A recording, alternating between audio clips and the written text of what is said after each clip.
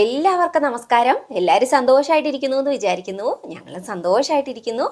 അപ്പോൾ ഇന്നത്തെ എൻ്റെ വീഡിയോ എന്ന് പറയുന്നത്, കഴിഞ്ഞ ദിവസം എൻ്റെ ഒരു ഫ്രണ്ട് എന്നോട് ചോദിച്ചിട്ടുണ്ടായിരുന്നു ഒരു നൈറ്റ് സ്കിൻ കെയർ ചെയ്യാവോ എന്നുള്ളത്.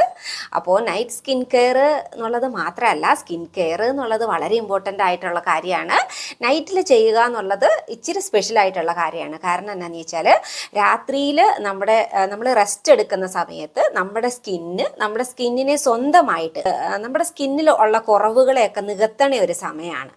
അതുകൊണ്ട് തന്നെ സ്വന്തമായിട്ട് നമ്മുടെ സ്കിന്നിൻ്റെ കുറവുകളൊക്കെ നികത്തണ സമയത്ത് നമ്മൾ അതിൻ്റെ വേണ്ട വൈറ്റമിൻസും ന്യൂട്രിയൻസും ഒക്കെ പുറത്തുനിന്ന് കൊടുത്ത് നമ്മുടെ സ്കിന്നൊക്കെ ക്ലീൻ ആക്കി വെക്കണത് അത് നമ്മുടെ സ്കിന്നിന് സ്വന്തമായിട്ട് ക്ലിയർ ചെയ്യണ സമയത്ത് അതിനെ സഹായിക്കും. അപ്പോൾ അതുകൊണ്ട് തന്നെ നൈറ്റ് കെയർ വളരെ ഇമ്പോർട്ടൻ്റ് ആയിട്ടുള്ള കാര്യമാണ്.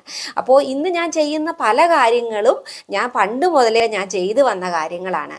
പക്ഷേ അതെനിക്ക് ഇപ്പോഴാണ് മനസ്സിലാകുന്നത്. ഞാൻ സ്കിൻ കെയറിൻ്റെ ഇമ്പോർട്ടൻസിനെ കുറിച്ച് കൂടുതൽ പഠിക്കുകയൊക്കെ ചെയ്തു കഴിഞ്ഞപ്പോഴാണ് ഞാൻ അന്ന് ചെയ്ത കാര്യങ്ങൾ വളരെ ഇമ്പോർട്ടൻ്റ് ആയിട്ടുള്ള കാര്യങ്ങളായിരുന്നല്ലോ എന്ന് എനിക്ക് മനസ്സിലാകുന്നത്. അപ്പം ഇതുവരെ സ്കിൻ കെയർ ചെയ്യാത്തവരും ചെയ്തു തുടങ്ങിക്കോളും. അത് നിങ്ങളെ സുന്ദരികളായിട്ടിരിക്കാനായിട്ട് വളരെയധികം സഹായിക്കും. അപ്പം നമുക്ക് ഒരുപാട് പറഞ്ഞ് നിൽക്കണ്ട, വീഡിയോ കണ്ടിട്ട് വരാം. അപ്പോൾ ഞാനിപ്പോൾ കുളിക്കാനായിട്ട് പോവാണ്. അപ്പോൾ കുളിക്കാൻ പോകുന്നതിന് മുന്നേ ഞാൻ ജസ്റ്റ് ഓയിൽ വെച്ചിട്ടൊന്ന് മുഖം ഒന്ന് മസാജ് ചെയ്യുവാണ്. ആൽമണ്ട് ഓയിൽ ഉപയോഗിച്ചിട്ടാണ് ഞാൻ ഇന്ന് മസാജ് ചെയ്യാൻ പോകുന്നത് കേട്ടോ. അപ്പോൾ നിങ്ങൾക്ക് ആൽമണ്ട് ഓയിൽ ഇല്ലെന്ന് ഓർത്തൊന്നും ടെൻഷൻ അടിക്കണ്ട. ഒന്നെങ്കിൽ ഒലിവ് ഓയിലോ അല്ലെങ്കിൽ വെളിച്ചെണ്ണയോ തേങ്ങാപ്പാലോ ഇല്ലെങ്കിൽ നമ്മുടെ ഫ്രഷ് അലോവര ഒന്നെങ്കിൽ ജെല്ല് അല്ലെങ്കിൽ അലോവര ഫ്രഷ് ജെല്ല് അല്ലെങ്കിൽ വാങ്ങിക്കുന്ന ജെല്ലോ ആയാലും വാങ്ങിച്ചാൽ മതി. അത് വെച്ചിട്ട് നന്നായിട്ട് ഒന്ന് മസാജ് ചെയ്യുക. ഒരു 3-4 മിനിറ്റ് ഒന്ന് മസാജ് ചെയ്യുക കേട്ടോ. അപ്പോൾ മുഖത്തേക്കൊക്കെ നന്നായിട്ട് എപ്പോഴും ഞാൻ പറയാറുള്ളത് പോലെ തന്നെ മുഖത്തേക്ക്, നെക്കിലേക്ക്, ഫ്രണ്ട്, ബാക്ക് അങ്ങനെയൊക്കെ നന്നായിട്ട് ഓയിൽ, അതുപോലെ ചെവി, ഇവിടെ ചെവിയുടെ പുറക്ക് ഇവിടെയൊക്കെ നന്നായിട്ട് വരട്ടുക കേട്ടോ. അപ്പോൾ നമ്മൾ മസാജ് ചെയ്യേണ്ട രീതികളാണിത്.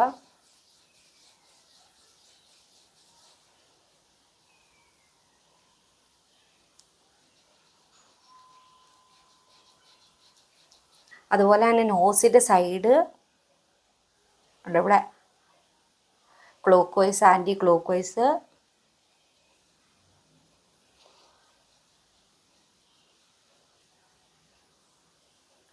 പിന്നെ നമ്മുടെ ഐബ്രോസ്,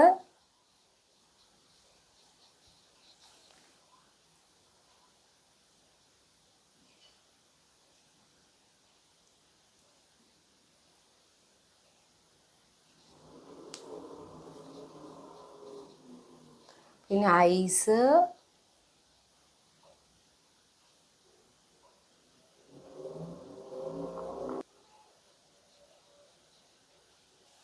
പിന്നെ നെറ്റിയൊക്കെ ഇങ്ങനെ നന്നായിട്ട് പൊക്കത്തിലേക്ക് ഇങ്ങനെ മസാജ് ചെയ്ത് കൊടുക്കാം. ഇങ്ങനെ പിന്നെ S&8 ഒക്കെ എഴുതുന്ന പോലെ ഇങ്ങനെ മസാജ് ചെയ്ത് കൊടുക്കാം. അതുപോലെ തന്നെ ചിന്ന് റിസേഴ്സ് മസാജ് ചെയ്യുന്ന പോലെ ഇങ്ങനെ ചിന്ന് മസാജ് ചെയ്ത് കൊടുക്കുക. ചിന്ന് എന്താ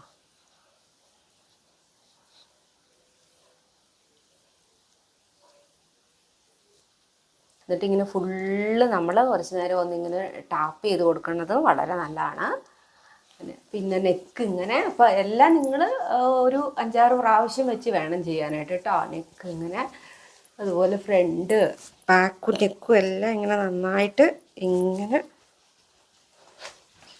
ബാക്കിനൊക്കെല്ലാം നമ്മൾ നന്നായിട്ട് ഇങ്ങനെ അങ്ങ് മസാജ് ചെയ്ത് ഇങ്ങനെ ഇവിടെയൊക്കെ നന്നായിട്ട് ഇങ്ങനെ മസാജ് ചെയ്ത്,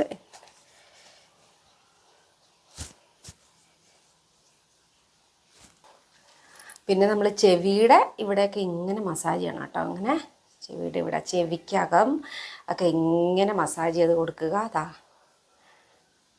ഇങ്ങനെ ചെവിയുടെ ബാക്ക് വശവും ഒക്കെ ഇങ്ങനെ നന്നായിട്ട് മസാജ് ചെയ്ത് കൊടുക്കുക. ഇങ്ങനെ നമ്മൾ ഈ 2 വിരൽ വെച്ചിട്ട് ഇങ്ങനെ നന്നായിട്ട് അങ്ങ് മസാജ് ചെയ്ത് കൊടുക്കുക. ആ കൂടെ നമ്മൾ ചെവിയുടെ അകവും ഒക്കെ ഇതുപോലെ നന്നായിട്ട് ചെവിക്കകത്തേക്കൊക്കെ നന്നായിട്ട് ഒന്ന് മസാജ് ചെയ്ത് എണ്ണയൊക്കെ വെച്ചൊന്ന് മസാജ് ചെയ്ത് കൊടുക്കുക. അപ്പോൾ ഇനിയിപ്പോൾ ബാക്കി കുളിച്ചിട്ട് വന്നിട്ട്, അതുപോലെ തന്നെ നമുക്ക് ഈ കൂടെ നമ്മുടെ ലിപ്സും കൂടെ ഒന്ന് മസാജ് ചെയ്ത് കൊടുക്കാം കേട്ടോ. ലിപ്സ് ഇങ്ങനെ, ലിപ്സിൻ്റെ ഈ സൈഡുകളൊക്കെ നന്നായിട്ട്, അതുപോലെ തന്നെ ലിപ്സേലും ഇങ്ങനെ നന്നായിട്ടൊന്ന് മസാജ് ചെയ്ത് കൊടുക്കാം. അപ്പോൾ അതെ ഞാൻ കുളിച്ചിട്ട് വന്നിട്ടുണ്ട് കേട്ടോ. എൻ്റെ മുഖം പൊതുവെ ഇച്ചിരി കോമ്പിനേഷൻ സ്കിൻ ആണെങ്കിലും ഇച്ചിരി ഡ്രൈ സൈഡിലേക്കാണ്. അപ്പോൾ അത് കാരണം കൊണ്ട് മുഖമൊക്കെ നന്നായിട്ട് വലിഞ്ഞിട്ടുണ്ട്. അപ്പം ഇനിയിപ്പോൾ ഞാൻ ചെയ്യാൻ പോകുന്നത് ഇത് കണ്ടോ, ഒരു കഷ്ണം പപ്പായ എൻ്റെ മുഖത്തേക്ക് അപ്ലൈ ചെയ്ത് വെക്കണം. അപ്പോൾ ഞാൻ രാത്രി സമയത്താണ് കേട്ടോ കുളിക്കണത്. ചെറുപ്പം മുതലേ ഞാൻ അതാണ് ചെയ്യണത്.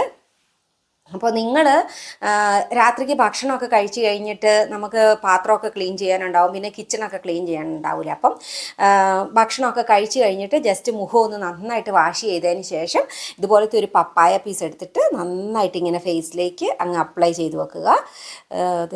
ഇങ്ങനെ ചെയ്താൽ മതി. നമുക്ക് ഇതുപോലെ ഒരു കഷ്ണം നമ്മൾ പപ്പായ വാങ്ങിച്ചിട്ട് ഒരു പീസ് എടുത്തിട്ട് നല്ലോണം എയർ ടൈറ്റ് ഉള്ള പാത്രത്തിൽ അടച്ചു വെക്കുക. എന്നിട്ട് അതിനൊരു കുഞ്ഞു ഹോൾ ഉണ്ടായിരിക്കണം.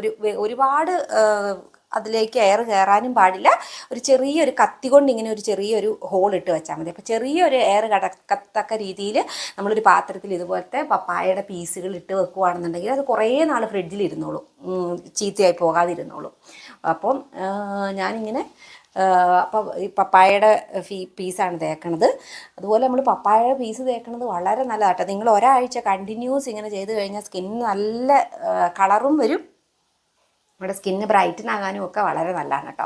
അപ്പം ഞാൻ പപ്പായ ഇവിടെ കഴിക്കാൻ വാങ്ങിക്കുന്ന സമയത്ത് മാത്രമേ ഞാനിങ്ങനെ ചെയ്യാറുള്ളൂ. അധികവും ചെയ്യാറുള്ളത് അലോവേരയുടെ ജെല്ലാണ്. എനിക്ക് ഫ്രഷ് ആയിട്ട് അലോവേര പോലെ എൻ്റെ ബാൽക്കണിയിലുണ്ട്. അപ്പം അലോവേരയുടെ തൈയുണ്ട് ബാൽക്കണിയിൽ. അപ്പോൾ അതുകൊണ്ട് എനിക്ക് ഫ്രഷ് ജെല്ല് പരട്ടാൻ പറ്റും. അപ്പം അതാണ് ഞാൻ പരട്ടണത്. അപ്പോൾ അതും കൂടെ ഞാൻ പരട്ടി കാണിക്കാം കേട്ടോ.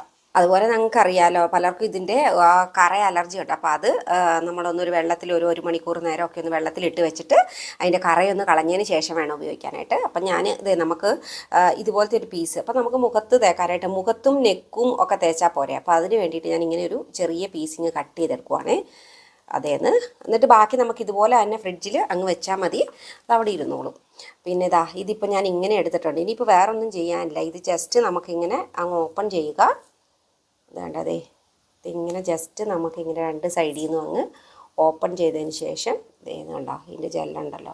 അപ്പോൾ ഇത് നമുക്ക് ഡയറക്റ്റ് ഇങ്ങനെ മുഖത്തേക്ക് തേച്ച് കൊടുക്കാം.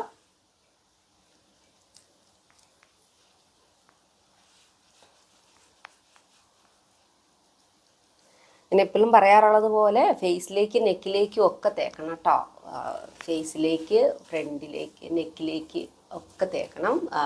ബാക്ക് സൈഡിലേക്ക്, ഫ്രണ്ട് സൈഡിലേക്കൊക്കെ എങ്കിൽ മാത്രമേ ഉള്ളൂ നമ്മുടെ സ്കിന്നിൻ്റെ കളർ ടൂണ് നല്ല ഈവൻ ആയിട്ടിരിക്കുകയുള്ളൂ എല്ലാ ഭാഗത്തേക്കും. അല്ലെങ്കിൽ നമ്മൾ എന്തെങ്കിലും അപ്ലൈ ചെയ്യണ ഭാഗം നല്ല ബ്രൈറ്റനായിട്ടും നല്ല ഗ്ലോ ആയിട്ടൊക്കെ ഇരിക്കും, ബാക്കിയുള്ള ഭാഗം ഭയങ്കര ഡാർക്കായിട്ടൊക്കെ ഇരിക്കും.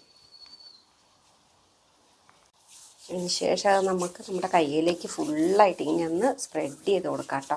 അപ്പോൾ നിങ്ങളിങ്ങനെ ഇത് പരട്ടിയതിന് ശേഷം ഒരു അരമണിക്കൂർ കഴിഞ്ഞ് നമ്മുടെ പാത്രങ്ങളൊക്കെ കഴുകി എല്ലാ പരിപാടികളൊക്കെ കഴിഞ്ഞ് കഴിയുമ്പോഴത്തേക്കും നമുക്ക് ഇതങ്ങ് വാഷ് ചെയ്ത് കഴിഞ്ഞിട്ട് നമ്മൾ ഏത് മോയ്സ്ചറൈസറാണോ ഉപയോഗിക്കുന്നത് ആ മോയ്സ്ചറൈസർ അപ്ലൈ ചെയ്തിട്ട് കിടന്നുറങ്ങിയാൽ മതി കേട്ടോ. അപ്പോൾ ഞാൻ ഫേസിൽ നിന്ന് നമ്മുടെ പപ്പായൊക്കെ കഴുകി കളഞ്ഞിട്ട് വന്നിട്ടുണ്ട്. മുഖം ഒന്ന് തിളങ്ങുന്നുണ്ടല്ലേ. സ്കിന്ന് നമ്മൾ മസാജൊക്കെ ചെയ്തപ്പോൾ അങ്ങനെയാണ്, സ്കിന്നൊന്ന് നല്ല ഒരു സിൽക്കി ഫീൽ വന്നിട്ടുണ്ട് മസാജൊക്കെ ചെയ്ത് കഴിഞ്ഞപ്പോഴത്തേട്ടും.